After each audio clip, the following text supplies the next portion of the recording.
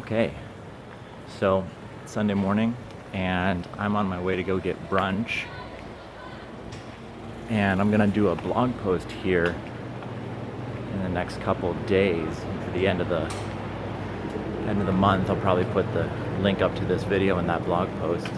But I wanted to talk a little bit about what I have done so far this month and last month, a month and a half that I've been here in Taipei for my language learning. And before that blog post where I'll kind of outline what I intend to do.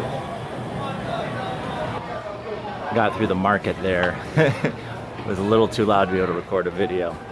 But so this past month and a half, I've really been focusing on, as I've been saying, going back to my roots. And by that I mean focusing on my two main languages that I've studied the most, that I've had the most time and exposure with, that being obviously Chinese here, Mandarin, and French. Now, I've just been planning on using this time, or I've been using this time to level up my French and level up my Chinese in both cases. And my French, when I went to university in Bretagne, I took a program where when I was done, I never took an official test for placement, nor did I take like the DAL for anything. But it was, when I was done, I was supposed to be effectively at a C1 level. And I think that's pretty accurate given what I was able to do and what I can do now with the language. So really right now what that means is, as I've been trying to lift my French up from, a C1 to a C2 for this past month and a half, I have been just learning both vocabulary and idioms and turns of phrase, because at this point it's really getting in there and cleaning up, getting all the particular words and all the particular phrases that I never learned, not just because I didn't learn them in school, but because they come up a little less often. Or because they come up and you don't realize how much you don't actually understand from them.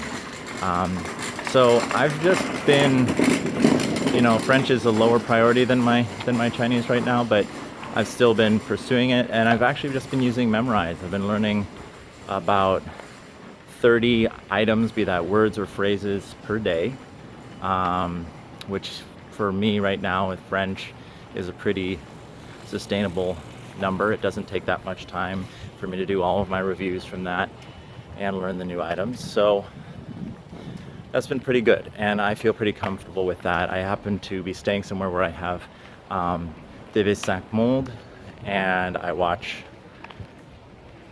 French news, I watch French television, in addition to what I already do, which is use French all the time in my daily life. So getting to learn this material and then have the opportunity to continuously reinforce it through my daily life is really, really helpful. Coming up on a street I need to cross here. Okay, little safer to be walking and talking at this point. Little canal behind me. Whereas my Mandarin, it's a very different story. I majored in Mandarin in school. That meant I took 3 years of university Mandarin as a modern language, and I took a year of, instead of doing a 4th year of modern Mandarin, I took a year of classical Mandarin, or classical Chinese, not classical Mandarin. And since I graduated in 2008, I've forgotten a lot of vocabulary, I've forgotten a lot of characters. So a lot of what I've been doing right now has been both learning new material and reviewing a lot of old material. Again, I've been using Memrise. I'm really loving it right now as a source for this. I've been doing 20 words a day on the HSK, the Hanyu Shuiking Kaoshi, because it's a good way to just kind of learn within an order of frequency and of usefulness. The books that we used in my school, the first 2 years we used integrated Chinese, which is a pretty commonly used book. And everything I did was in traditional characters, and so I found a deck for the HSK that's also in traditional characters. which is fantastic. And I've been doing that for the HSK4, wrapping that up. And most of it is review, but it's really helping remind me of the words that I need and use. I've noticed some big gains in my ability to communicate, my ability to read while I've been here in Taipei, and I attribute a lot of that to the work on the HSK. Oh, should probably put this down across the street. Okay, so there's a lot of debate out there around the HSK and where we should, what level we should say the HSK levels are in comparison to the CFR levels. You know, so if I finish HSK4, does that make me a B2 level speaker? And the answer is probably no. The answer is probably no. But at the same time, I still know a lot of words that I haven't come up across, including words that I can read that I haven't come up across in the... Always be safe when crossing the street. Anyway, there are a lot of words that I happen to know, both reading and speaking, because of my textbooks that I haven't come up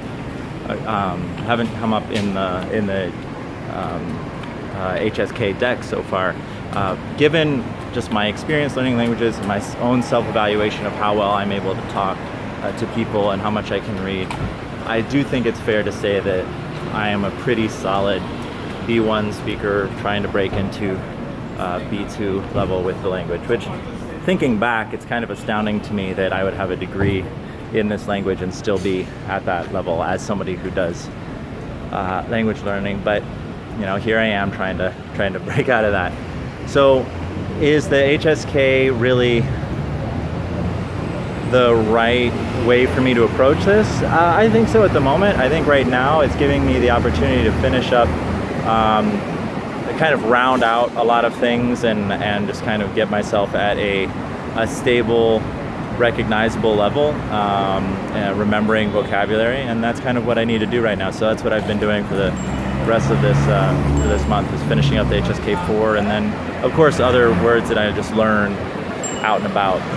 And there's more to language learning, obviously, than just doing flashcards and learning vocabulary. But because I'm here, obviously every day I get a lot of conversation practice. I get out there and I make sure that I get a lot of conversation practice. And there's a local polyglot group here. They meet 3 days a week, Mondays, Wednesdays, and Saturdays. And at that group, I get to practice my French as well as my Mandarin, and sometimes some other languages. I've gotten to speak some Spanish and German and some Turkish even. Not to mention that I get to use French at home. I am able to practice both my French and my Chinese and integrate it beyond just a reading level. So right now, just getting my vocabulary up is probably the number one thing that benefits me. And when it comes to Chinese, I recognize that as a long-term goal, I need to break into that realm with the language where I can do reading as a tool for learning without it being this horribly long and difficult process of just looking up every word. So doing the core vocabulary now, I've already seen huge gains in my ability to read, and hopefully that's part of what I'll be able to accomplish. Now, starting the 1st of November, I've got more goals, I've got more plans, I've got more specifics, and I'm going to write a blog post about that I will put up, in this next week before November starts. I'll probably link to this video there. What about you guys? What are you up to? What are your language plans right now? Let me know. Put something in the comments. Love to hear from you.